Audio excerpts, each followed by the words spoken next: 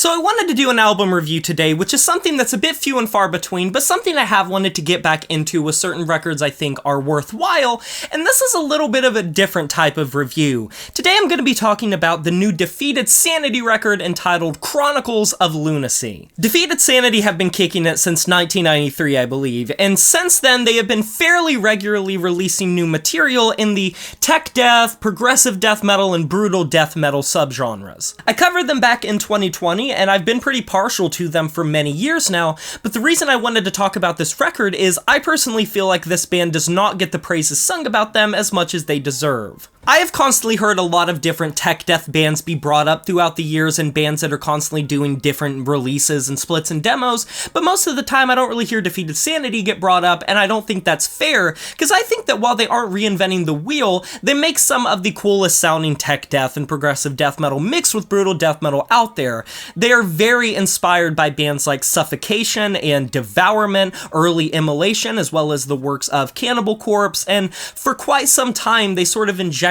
this jazz fusion into their progressive death metal, which for tech death to kind of bring in jazz is not any new thing by any stretch of the imagination. It obviously started with bands like Death, and then a lot of other bands wanted to also test the limits of jazz being inducted into progressive death metal. But this record is no frills. It's no bullshit. Outside of a track that is like 6 minutes long, most of this is pretty straightforward, hard-hitting, gritty, and gruesome brutal death metal music mixed with progressive death metal that isn't too terribly flashy or technical at first glance, but the more you listen to this record, it is incredibly well written. And then you combine that with a production style that isn't too overdone, that isn't too much, that doesn't feel too engineered, but isn't so raw that you can't pick apart the fact that the bass work across this record really gets a place to shine in the composition, and the vocals don't swallow the mix, but are a very formidable presence in the mix, and it all just kind of adds into this really enjoyable listen, and probably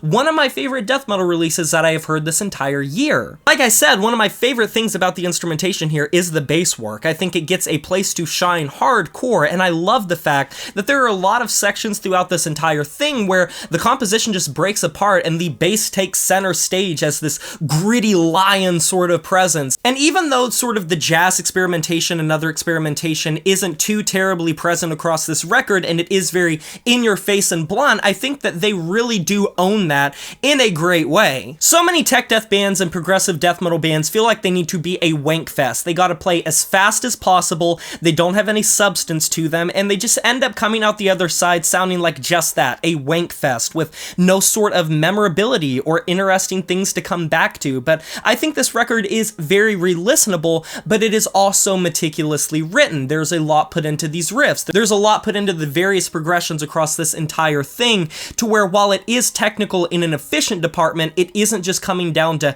how fast they can play or how brutal they can play, and it makes this really enjoyable listen that is such a mixture of different styles coming together. And that, combined with the fact that I think Defeated Sanity have been making some really great material for quite some time now, I really wanted to put this on your guys' radar if it wasn't something that you had heard or really knew that much about the project. Go ahead and check them out and check out the rest of their discography, because I think it is a really great time. Now, with that being said, is it the most original death metal record? Absolutely not, and it's far from the most original of all of the subgenres that it plays in. It very clearly borrows its influence from a lot of other bands that were contemporarily brought up in the same scene as them, and in general I don't think that they necessarily do much to go outside of their comfort zone. And if you combine that with the fact that a lot of their jazz-isms are not really prevalent across this record, it's not going to reinvent the wheel. But I had a lot of fun with this record, and I really do feel positively about it, so I'm going to be giving it a 7 out of 10, and that is a wrap. What are your guys' opinions of this new Defeated Sanity record, Chronicles of Lunacy? You can let me know down in the comment section below your opinions on this album. I can't wait to hear it. Agree or disagree, there is no wrong answer. Be sure to like this video if you enjoyed it, subscribe to join the review family today, and smash that notification bell to be notified of my future uploads. You know who it is, my name is Jay Morris, and I'm signing off saying farewell.